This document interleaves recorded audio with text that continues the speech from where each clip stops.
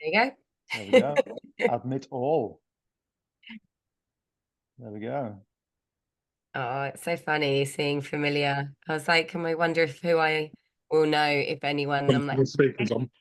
Afternoon, everybody.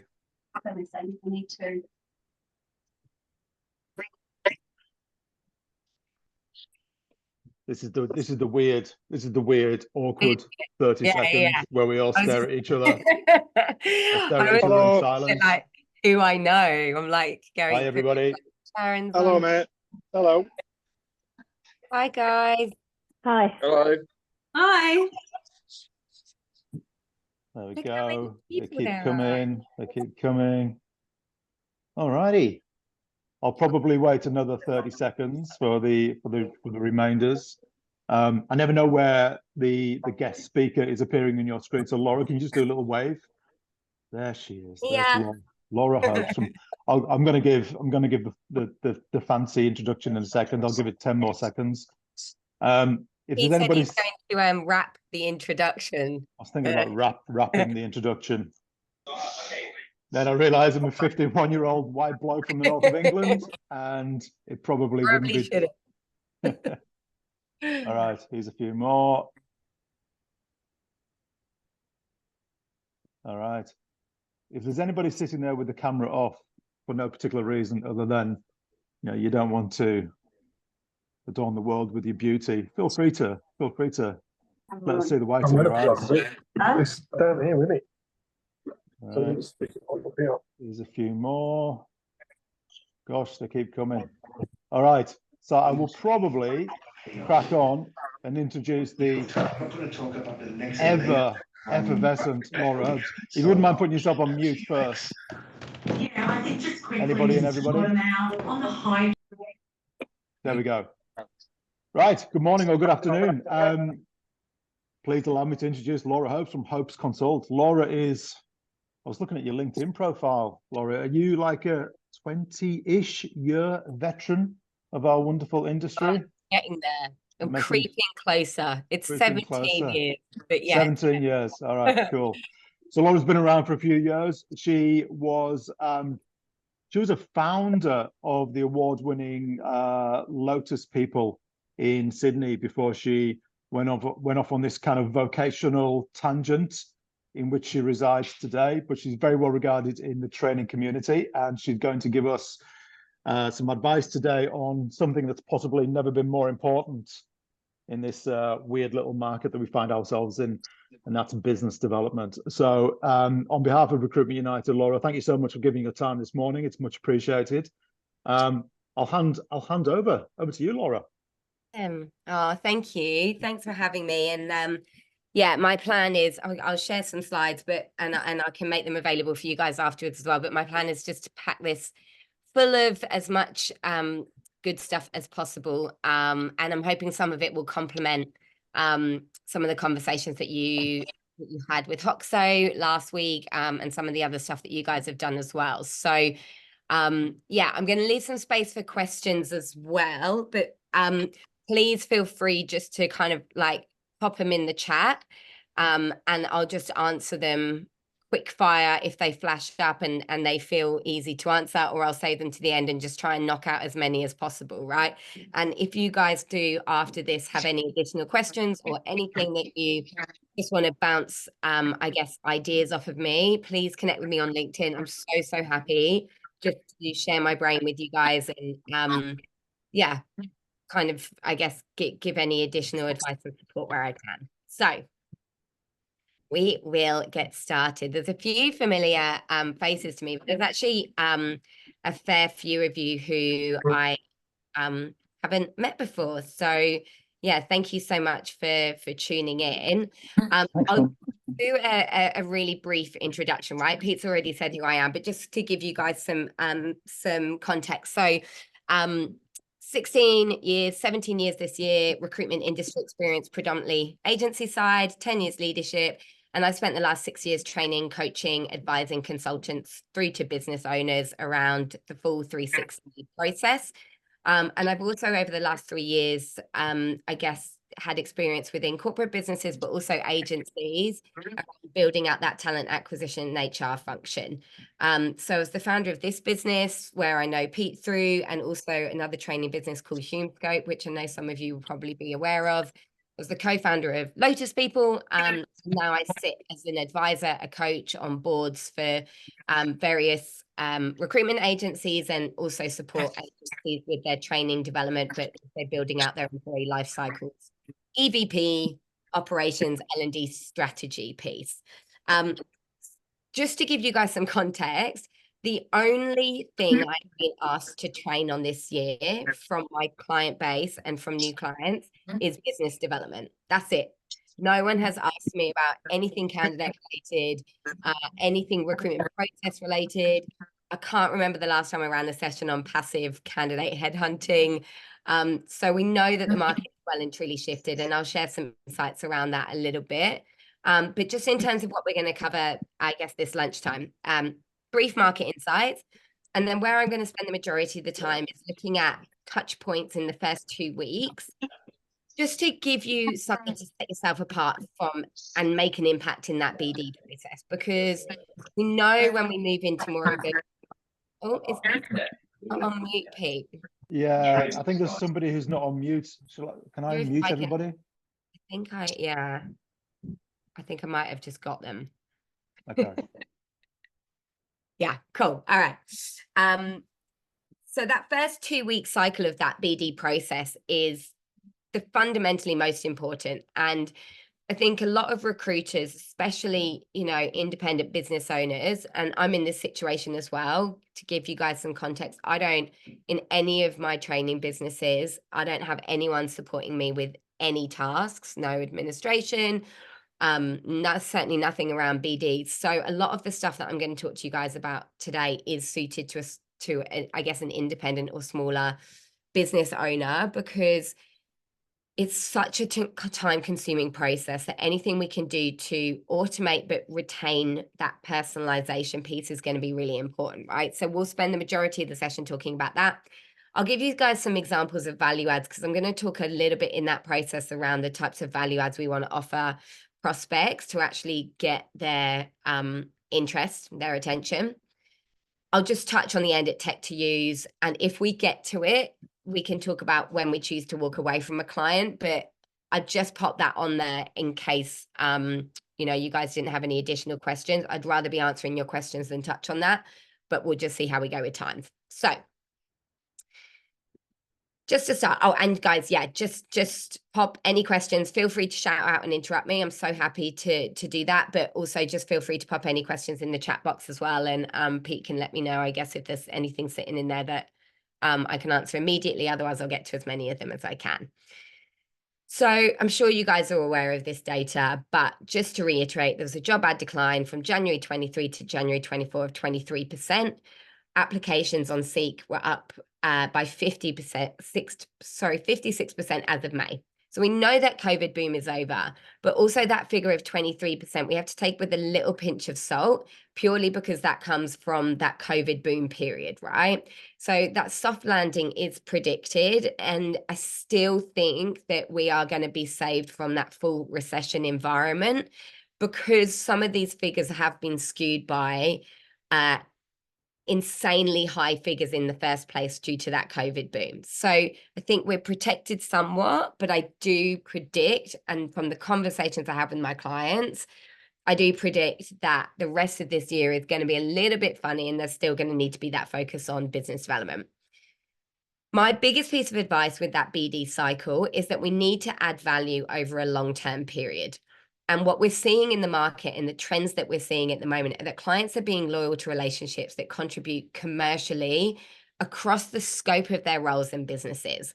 So not just the TA or recruitment function, they're looking for additional value and partnership from the recruiters they're working with, which means our business development activity needs to be consistent with a focus on what I call alternating service and product selling. I'm going to talk about that a little bit more next, but recruitment is one of the only industries where we're not selling just one or the other. And so we need to make sure in our BD cycle that we're touching on both that product and that service selling element to actually start to generate and build a relationship with a client. And 80% of your recruitment competitors will give up after touch point 4. These are recent figures, right? So purely by leading a call cycle that is consistent and ongoing, you will beat out 80% of your competitors, which is a pretty easy way to start to get to the pointy end. Building a brand on LinkedIn, and I know obviously you would have spoken about this with Hoxo, but it needs a level of consistency over a 6-month period for you to start seeing inbound leads. And I would say that consistency is really key over a 6-month period. And to give you guys some context around that, it took me 4 months after returning from maternity leave last year to get my impressions and inbound leads on LinkedIn back to where they were pre-maternity, purely because I didn't use the system for a 5-month period. So consistency on LinkedIn is really, really key to actually start to generate some leads for you inbound rather than everything needing to be external. And then I mentioned this before, but automating parts of the process while retaining a personal touch is how, as small business operators, we maximize our time and efforts in the BD cycle. And it's simple things, right? By being connected with someone on LinkedIn, there is a 70% increase in success rate in your sales calls. 70%. Just by being connected with someone, right? So these really simple things that we can implement make actually a real fundamental difference with how successful your BD is over a longer term period. So that's just to give you guys some context. That's where we're seeing the market is at the moment. That's where the focus needs to be. With everyone I'm speaking to industry, it's where the focus is. Seen a huge decrease in new recruiter training and candidate side training, and a huge increase in that business development piece. And I think the biggest challenge is for us as small business owners is, what do we automate? What do we actually spend the time on to personalize so that we can maximize the business development we're doing, and then flow that through to potentially the people that we decide to hire underneath us. So I just want to return back to this kind of BD product and service piece, right? And business development in recruitment is about demonstrating the value of both. Now, some clients we know are always going to be product focused. They are candidate centric, and some are always going to be loyal to that service focus. Most, though, are both. And so whilst we can demonstrate product instantaneously through reverse marketing, through e-shotting, being able to demonstrate your service actually takes longer. And we know then that we are unlikely to win all of our clients straight away. So just some questions, I guess, to ask yourself when you're looking at kind of revamping or just refining your business development process is, who are my prospects, and actually what challenges do they have in the market? Because if we want to start introducing a call cycle that speaks to both product and service, for the service element, we need to actually understand what those clients' challenges are so that we can meet them through the service. Now, obviously, some of their challenges are going to be product related, people related, but if we can start to hit them with both, then we've got a much higher chance of actually starting to win some business, especially with prospects who are already working with other recruitment agencies and are unlikely to be drawn away because they're happy with the product and the service that they're receiving. So we need to be thinking about, okay, well, who are they and what challenges do they have at the moment? What value can I offer to those challenges that are product-based? What value can I offer that are service-based? And actually, how do I enjoy engaging with prospects and through which mediums? And so I would say that, just because you're in recruitment doesn't mean you're an extrovert. And I really try and drill this into the clients that I work with, that all of their team members are going to have good results in very, very different ways. And I work with an agency at the moment where one of their consultants is absolutely smashing it through phone calls, reverse markets, being out on meetings. There's another consultant in the business who's making the exact same amount of money, and the majority of our business development is done through LinkedIn. And so we don't just want to say that there's this one size fits all. Whenever I'm working with people, I'm always thinking about okay, well, what are their independent traits and how do they enjoy doing business development? Because that's going to make such a difference to actually sitting there every day and getting through the slog. And I imagine some of you on this call are, you know, within your first year or first 2 years of building out your agencies, like doing it in a way that you actually enjoy. It's going to make a huge difference. Like when you're sat at home in your pajamas, and it's the difference between like stepping around and pretending to do stuff around the house and actually getting on with your business development, like on a Monday morning. It's so much better to have a process that you're actually enjoying and that you actually, yeah, want to get onto. I know my industry is slightly different. Obviously, my client base is you guys, and you spend the majority of your time on LinkedIn. But just to give you guys some context, like 90% of my work comes through LinkedIn inbound leads at this point. I cannot remember the last time I made a business development phone call without utilizing my LinkedIn process first. And I'm not saying that it's going to get to that with every industry external to recruiters, but there's definitely scope to set ourselves apart and add some value. So this is what I would say. I'm just going to check the chat. So because of the familiar, they don't see it as a cold call. Okay, just said that it was the BD. Okay, is that success rate, Josh's question, increased solely because of the familiarity factor, i.e. they don't see it as a cold call? Yeah, I think so, because this is what I would say is your old traditional BD process, or this is certainly how I was trained, right? Back in the UK, in the days of like, you're not allowed your chair until you've booked like 5 meetings today, or like you got to wear fancy dress because like you had the lowest call time, right? It was this is what we were taught.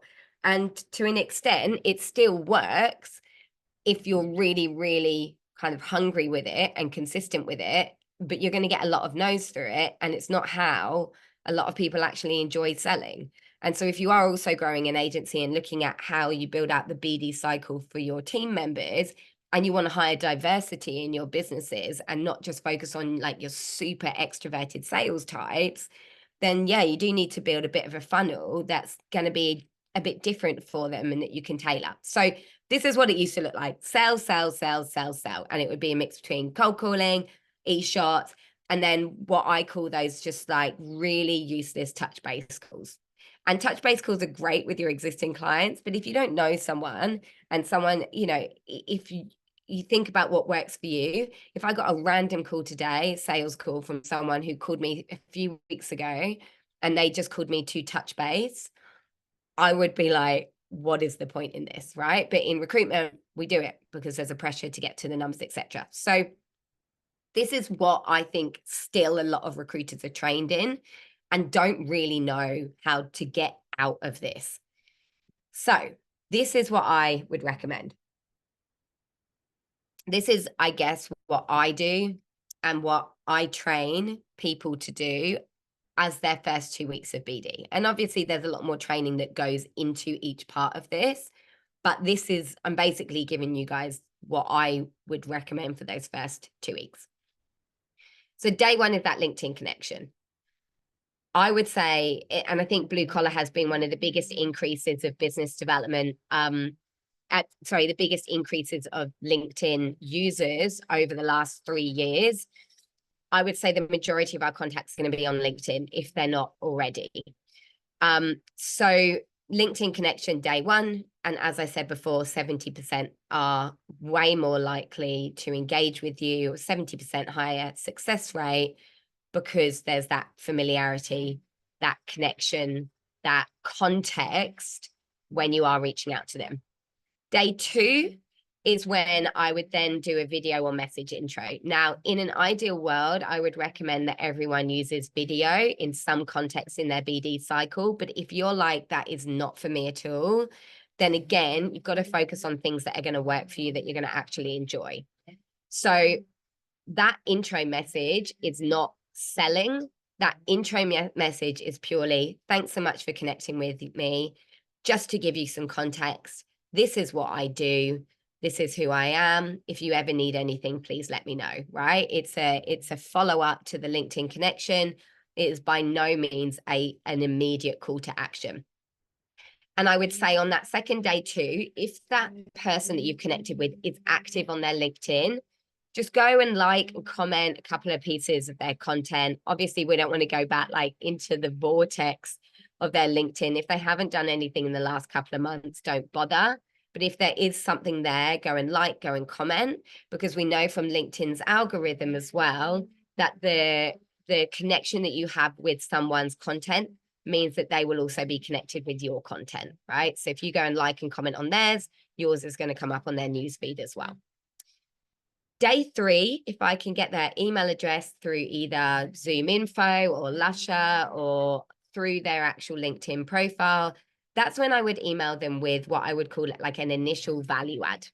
Something that is, again, not you selling, something that you're offering as value before you actually sell to them. And I'll talk a little bit about what that could look like, but I would do that on day 3. So we've connected, we've said thank you, and then we followed up a day later saying, hey, obviously we connected a couple of days ago. I thought this might be of some use to you or of some value. Please let me know if you have any questions. We then give it a bit of breathing room, give it a few days, and at that point I would call. And that phone call then is to sell, introduce yourself, follow up on the value-added content, see if they had any questions, any thoughts. And at that point, I would reverse market a candidate, because that's when we want to start demonstrating our product. We've demonstrated a little bit of value through our service, and we now have, I guess, given ourselves enough permission to actually get on the phone and show them, okay, well, we also might have people that are relevant to your business. And at that point, you know, we'd qualify them as well, make sure they are the right type of business for us, handle objections, try and book a meeting with them. That's when we actually move into our kind of BD cycle. If you're not getting kind of results from that phone call, I would say at that phone call, you know, ideally, in an ideal world, we're booking a meeting with them. They're interested in hearing about our services, whatever. We know that it takes on average 7 touch points. This is only touch point really 4 in a BD cycle. So we're unlikely to get the outcome we want in that phone call. So if we're not, then about a week later, I would email or call with another piece of value add content. And then I would move it to a 4 to 6 week cycle. And on that 4 to 6 week cycle from there, that's when we alternate, and it doesn't have to be perfect, obviously, but we alternate selling product and service through reverse market and value adds. And I would say about every 4 to 6 weeks to build familiarity, but not flood, is probably the sweet spot. And obviously we do that until they decide to buy from us or we decide to walk away. And I think there is huge value in walking away, especially as a small business owner or an independent operator on a desk where you have limited time for your business development as it is. We want to be moving people through the call cycle, not just hammering on doors that aren't going to open. So if I can get to that slide, I will. Let me just check the chat box. Oh, those were the days. Wait, we had like your phone taped to your hand. Would the video welcome message be bespoke or would it be a one-size-fits-all, right, that you can use for everyone that connects with you? By bespoke, I mean things like congratulations. Okay, so in an ideal world, bespoke is best with all of this stuff. In a limited time world, I would have something blanket that feels personalized in the context of it addresses that person by name and it feels like a warm message. So yes, in an ideal world, bespoke is amazing, and maybe save like the ones that you're like desperate to win to make bespoke. But you can be very clever with the tech that you use and with video for a message to feel personal whilst it's actually not. Because with video, it's as simple as being like, hey, thank you so much for connecting with me. Like, I just wanted to jump on. Like, that would still feel like a personal message without using that person's name and without making a comment on their LinkedIn profile. It does help, but to save time and be able to automate certain parts of the process, yeah, it's actually better not to. I'll talk a little bit about the software, the tech that we use to automate parts of that process as well, so that it feels more personalized than it actually is. Yeah, okay, cool. What tech would you manage who you have connected with during these first 2 weeks and where connections are in the process? Okay, I'll just talk about that now because a couple of you guys have asked. The tech that I use is called Linked Helper. Now, it's not a tool that LinkedIn, I guess, endorse or authorize, but you can use it for your LinkedIn. You just need to be careful about how you use it. I have been using Linked Helper for the last 4 years, and it's never been picked up on by LinkedIn, so it's not something you have to worry about. But basically, it's an automation software that you can link to your LinkedIn, and you can automate parts of the process. So you can set up a search, pull people into that search, and then every week Linked Helper will send out those connection requests for you up to your max of 100. And when those people have connected with you, it will send out your initial message to them. It also does other things, like you can set up campaigns to message like all of your first degree connections if you were holding a webinar, or to search by your first degree connections, pull out a pool and then message those people. And you can also automate other parts of your LinkedIn process through that system. It's amazing. The predominant thing I use it for is a campaign where I have an ongoing pool of like recruitment agency owners and managers, and it sends out connection messages. And once they've connected, it sends out my little message being like, thanks so much for connecting. I'm a trainer in this space. These are the areas I look after. If there's anything I can ever do to support you, please let me know. And it just has that going on a week in, week out basis. So it's really, really cost effective, especially as a small agency owner. I think it costs me, they recently put the price up, but I think it's 40 for the pro version, not the super premium. I think I pay like $100 every 3 months. So it's like super, super cost effective. That is the biggest time saving automation tool that I, as an independent business, have utilized and get the most value from. So that's the main one that I would recommend. And then I would also recommend using a video tool, and you've got the likes of Odro, you've got RecView, you've got Loom, and you've just got good old Zoom. Like, all of the video content that I put out on LinkedIn, I just record it on a Zoom meeting and then I post it. And honestly, what I would say with content and value adds, which I'll talk about next, is that, like, yes, they need to look professional, right? But they do not need to be fancy. And if any of you are connected with me, you will see my LinkedIn is not super polished. My videos don't have intros and outros. I barely stick a logo on stuff. I let LinkedIn do the captions for it, right? And I still get a lot of uptake and engagement with it, because for me, it's more important to be putting the content out there consistently than it is for the content to be fancy. I don't have time to make it fancy, and so I don't. And if I had time to make it fancy, I would probably pump out about 2/3 less content. So for me, it's like, I think my clients care more about the value I can add rather than the value that I'm adding looking super fancy. So if that's holding you back, obviously you've got tools like Canva, but if it's really holding you back, I would recommend getting a marketing support person just to draw you up some really simple letterhead documents, like getting the fundamentals in place if it bothers you.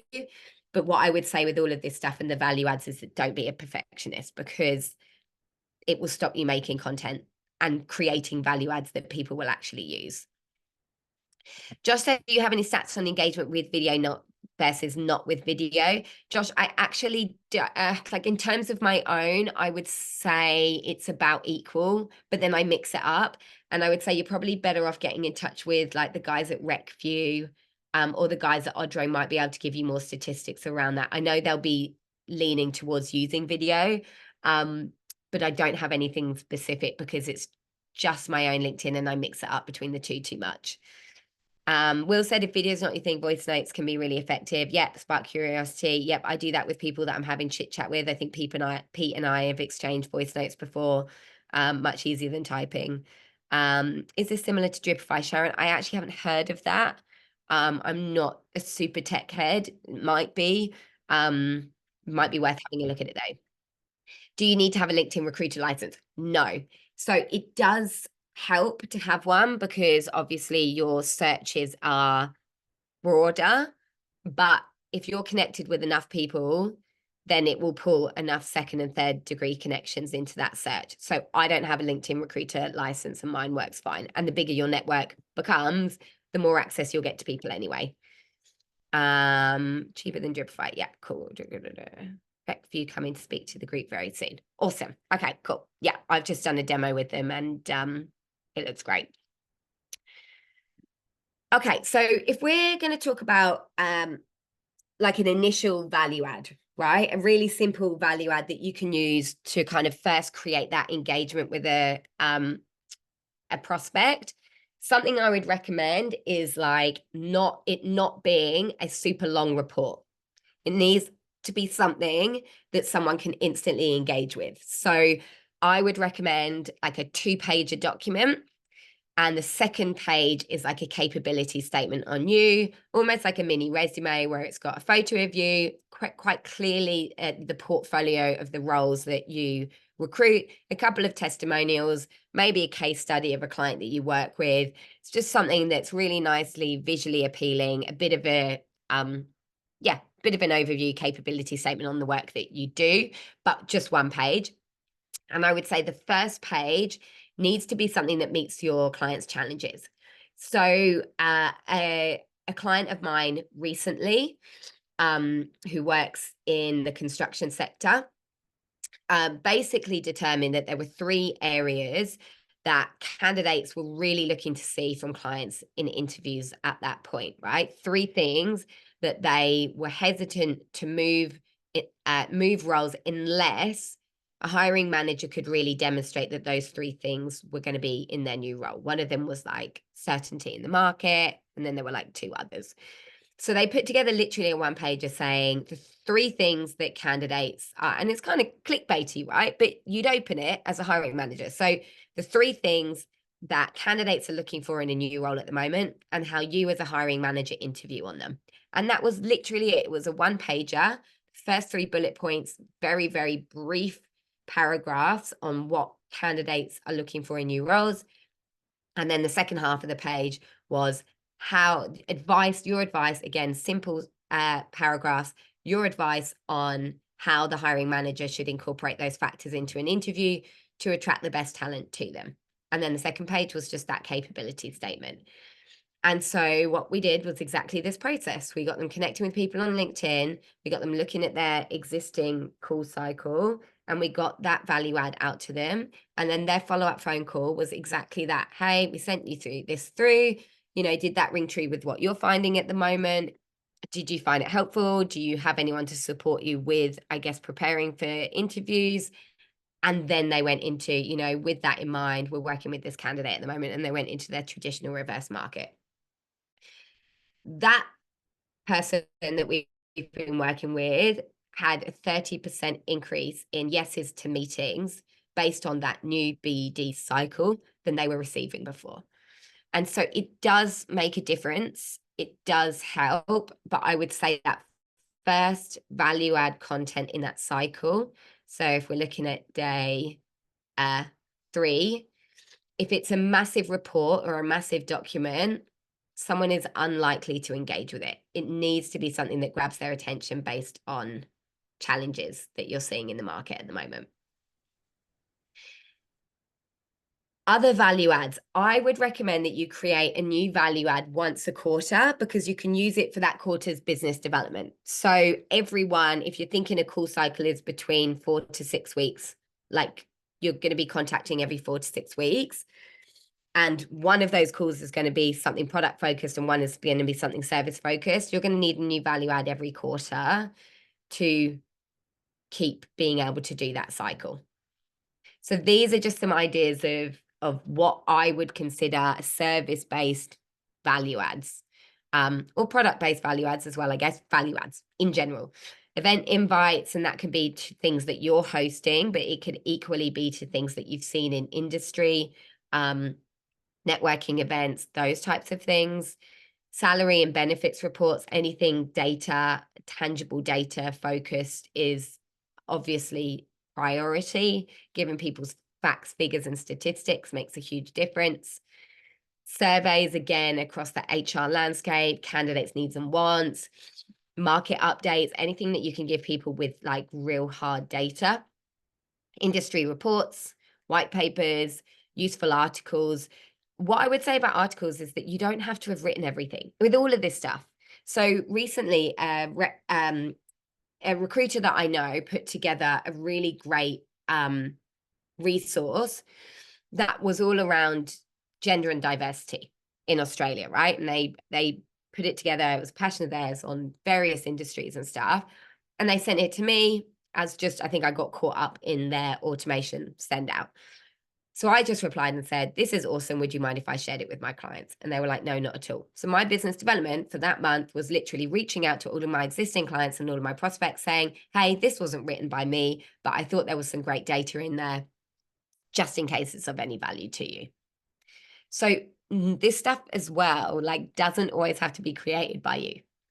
Like we should absolutely be pilfering other people's content and sharing that with our clients because our job is just to add value. It doesn't mean it always has to be written and personally curated by us. Policies and procedures that are helpful to their business, blogs, cheat sheets, top talent emails, and free referrals. I'm not sure how you would do this in a recruitment context, but I was thinking about it earlier this week because my mortgage broker, from like 2 years ago, sends out like a quarterly newsletter, and in it they feature like a preferred partner of Aussie Home Loans, and it's always someone like an electrician, or it's always someone home support focused. So it might be an electrician or gardener or I don't know, renovations company, and it's so smart because they're utilizing their industry contacts to demonstrate that they're a specialist in their industry without really doing anything else. So I would also think about how you utilize, or if there is a way to utilize your networks to be able to add values to your prospects as well. So with all of this stuff as well, we want to like work, I was going to say work harder. That's not, we want to work smarter and think about how we also utilize content that's available to us. It doesn't matter if you haven't written it word for word on your own. What your prospects care about is just getting value and being provided with value. Preferred partner of Hopes Consult. Yeah. Yes, absolutely. Like this is the thing. And like with recruiters, like we're like the best networkers, like, and I don't always think we think about that from a client perspective, how much value we have to offer outside of like just doing the day-to-day for them. So, and I would say with all of these, like you only need one thing per quarter. Like you can send that out to all of your existing clients. That's one lot of BD done for your existing clients that quarter. Every single new person who connects with you and everyone on your prospect list. So one of your BD things each quarter is going to be something that feels like you're adding value. And then the other is going to be selling the very product that you spend a lot of time marketing and trying to find. So you've just got this really nice cadence and this rhythm to it. Just an example of, I guess, this in action, just so that you can see it. Social post engagement. This is a real, I guess, example. Connected on LinkedIn, sent intro video. Added to database and sent a really simple salary guide. This was an old trainee of ours. Then they had a phone call. They followed up and qualified. It was a no to meet because they had the prospect had another agency in place. The next touch point, they sent out a parental leave. Sorry, there's a spelling error in that. I've just seen that. Parental leave policy. The next touch point was a reverse market, no to candidate, but they did at that point say they were open to catching up to talk about that parental leave policy. So they went and had the meeting.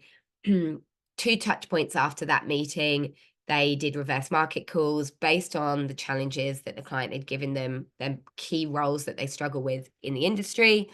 And at that point on that second reverse market, they got a job on against the other agency.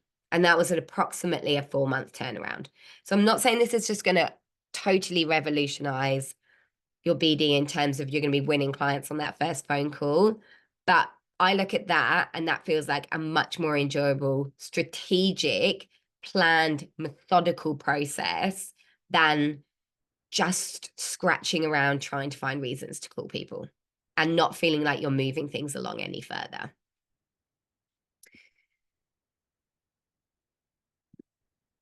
Okay, and then we just spoke about this. This honestly, in terms of BD, there is so, I'm well aware there is so much that you can utilize. All of you will have add-ons and things that integrate with your CRMs.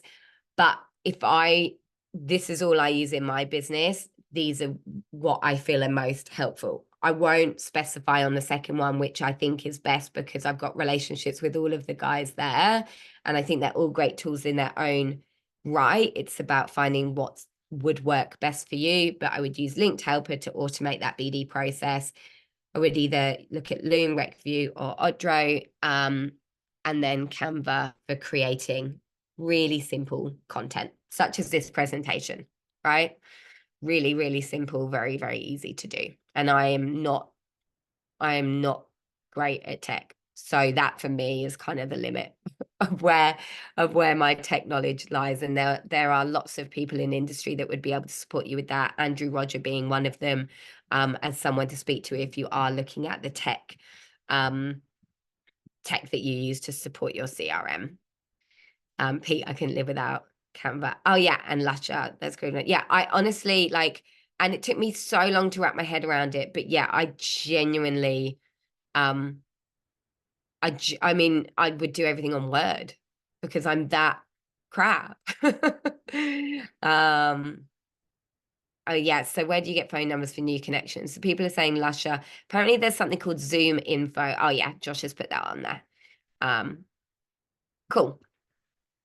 Okay, guys, and then I'll just touch on it last, but not least, because 45 minutes absolutely flies. I think with all of this, it's we just have to give ourselves permission to walk away as well. Like we need to be focusing our BDM energy on a consistently targeted list, right? On prospects that are going to hopefully at some point provide a return on investment. So I would say like your red flags are someone who will never take phone calls, consistently cutting you off and putting the phone down. And they're not responding to varied touch points or developing warmth over a number of calls. And they're not showing any interest in those value adds.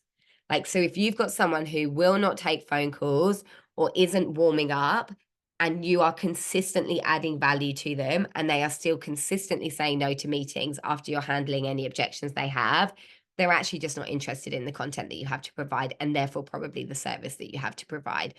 And I think it's worth anyone I work with in terms of like their long-term BD strategy, I recommend you sit down every quarter, and anyone that you have been trying in this format with for longer than 6 months who's not responding, I would funnel them or code them as someone, I would call it a dead lead for that time period. But your dead leads can still get your value adds because you can send them out on more of a mass scale. So whilst you might not nurture those people personally anymore with phone calls, what you can do, I guess, is still code them in a way that each quarter you just send out that value add content to anyone else. And if then people come back into your call cycle or show a level of interest off the back of it, then you've brought them back in through, I guess, mass reach out strategy. You can try multiple avenues of communication, the fundamentals. We know some people are better on the phone, LinkedIn, etc. Mix up the types of value adds that you offer. ask someone else in your business to try instead if there is more than one of you. But you need to reevaluate, reorder that BD list at least every 6 months, if not every quarter, and walk away if you've made no progress after 6+ touch points, which I would say is on average that kind of 1 a month. So I feel like I've just come at you quick fire, but I wanted to get, and there's so much more. There's so much more I could talk about in terms of ordering, those prospects and who gets what. But I just wanted to give you a really simple process, a process that I use that works for me, that combined with a really consistent LinkedIn presence will make your business development so much easier, so much less time consuming, and a much more methodical part of your job than I think it is currently for a lot of recruiters. So does anyone have any other questions? Will I send out the slide deck after this meeting? Yeah, I absolutely can do. If you think it would be useful, I'll send it to Pete and get him to forward it on to you. If it's okay, I'll just send it in like a PDF format, Pete, rather than a Canva doc. No problem. Amy, sorry if you covered it. What's your thoughts on hiring manager versus TA strategies? Such a good point. I actually do really want to touch on this just briefly. I would say hiring managers' response to product selling is always going to be higher, and TA response to service selling is always going to be higher. So I would say TAs, I would be focusing more on those value adds, knowing it's going to be probably a slower process. I would always mix it up, but I would just play with that because I think hiring managers are always going to be way more attracted to the specific talent that you've got, and TA actually where you can start to get TA to notice you is through those value adds where you're not really asking for anything, but you are demonstrating your industry knowledge through your value adds. Chantel said, please can you share your LinkedIn profile here? Yeah, it's just linkedin.com and then the name is Laura Hopes. Chantel said that was TA managers only ever choosing candidates. Yeah, great point. And I think, look, it's going to differ for every industry. I know when I worked internal, the consultants that stood out for me personally were the ones that added some value outside of, like, the ones who long term I would partner with did add some value. But then again, yeah, it depends on the TA role you sit in, whether you've got a team, whether you're standalone. I think there's a lot of factors that play into it, but it's a great point. Well, I've got a personal anecdote and then a question to ask you about, if that's all right. Yeah, of course. So back to your point on sort of cutting people off when they're not adding value or when they're not showing like they would be interested in using your service. I had a client that I've met with 3 times now, and they're a national business. They're a tier 2 builder. Mm-hmm. Like, if I could work with them, it'd be great. It always gives me, yep, we're going to work with you. Here's a bunch of roles. And then I'll go and I'll put the work in. I'll send CVs across and then not hear from him for 2 months. Yeah. And then I'll get some engagement again. Yeah, we've got this role, talks a lot, but then doesn't really do much. So I suppose the question is, when do you pull the trigger on drawing the line underneath that? Yeah, it's such a hard one. Do you ever get feedback, or it's just like, oh, sorry, that was filled? Like, do you get like, oh, that was filled internally, we never ended up going for that? Usually it'll take 10 phone calls and then he'll answer the phone and then it will be really friendly. Yeah. But it just seems like, I don't know, I've tried to work with these people at a previous agency as well, similar sort of thing. It's really easy for me to sit here and say this, right? Like, I know it is because I've been in this situation. Like, I met with a recruitment agency in Melbourne 3 times, right? Every time I went to Melbourne, met with them. And every meeting was like so positive. I mean, they absolutely rinsed me for data, but every meeting was so positive. We want to do this with you. We want to do that. Can you put it into a proposal? Tell us what it's going to look like. After the second one, I'm like, they're absolutely rinsing me for data for stuff that they're going to create internally, right? So I just stopped calling. And they never ever called me to book in training. They never have. And so the minute I let it go, I was just like, I could see it for what it is. And actually, I just always think, right, if you're running a successful desk, and I know obviously if you're trying to build a business a little bit different, but you're picking up on average, like what, like 1-2 clients a month? Like there's going to be so many agencies that, so many businesses that are just not going to be good partners of yours long term. And I think the most, and I know it's easier to say than to do, but I think the most liberating thing to do sometimes is just to walk away. And you might never hear from them again, but also you might never replace with them if you keep going. And so I would say that you have to make the decision yourself, but you have to give yourself a cutoff point. So mine is always, if I've met with someone 3 times and they don't work with me after the 3rd meeting, like I do not BD to them anymore. Trouble is the conflicting emotions though are that if I decide that I'm not working with them, then I'm taking their people. And it's like I kind of draw the line under it there. Yeah, like you really have to draw the line because then you're going to start. So you could give it like a last ditch attempt of being like, I'd love to come out and meet with you. I'm really, really keen to get this partnership going, but we haven't had a lot of success so far. And I just really want to understand how I could work with you successfully. So when I sign candidates, when you give me a job, like what's that going to look like? Who else are you working with? Like, I just really want to understand how I can support you best, see how they respond to that, and then make a call on it. Because yeah, I mean, they're obviously then going to become a talent pool for you. It's a tricky one. I'm happy to take it offline with you as well and chat about it in a bit more detail. But I would say my gut says I would ask either for some feedback or to get one more meeting with them with the view of really sussing out how you could work with them in that meeting. And then you might know how you feel on it. Cool. All right. Thank you. All righty. Hey Laura, I've got one question in closing, if you don't mind. Yeah, of course. Given all the tools at our disposal, do you think it's easier to BD nowadays, or do you think it's harder? Do you think? I think the simplicity of, it's such a great question. I think it can be easier now if we use the tools properly. I think what's harder now is that there's so much fucking noise of stuff available to us that people don't actually know where to start.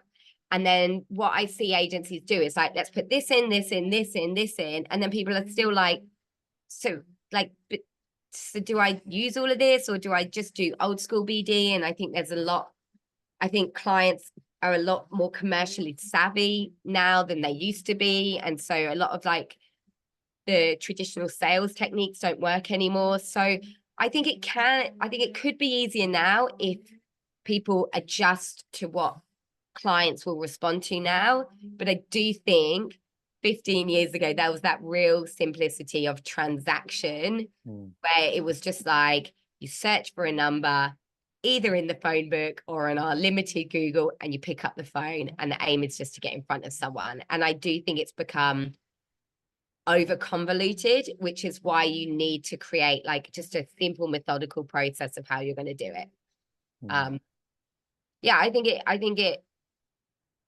I think it was simpler, but I don't think it was better. Yeah. Or as creative. Yeah, I think now it can be a lot more fun and a lot more strategic, but I think it's overwhelming for a lot of people because they just don't know how to play all these different components into the process. Okay. Well, I think if there's no more questions, once again, Laura, on behalf of Recruitment United, thank you so much for taking the time. I'm going to upload this video into I always feel like a dickhead when I say this, into the Recruitment United YouTube channel. Yes, we have a YouTube channel. If you haven't subscribed already, what's wrong with you? And I will also include in there Laura's contact details, if that's okay with you, Laura, and anybody can reach out and do whatever you've got to do. But again, Laura, thank you so much. Pleasure. Thank you guys so much for having me. And yeah, if anyone needs anything, please just feel free to connect with me on my LinkedIn, and more than happy to help. Thank you. Thanks, Laura. Bye, everybody. Thanks, Laura. Thank you. Bye-bye. Thank you. Bye-bye. Bye.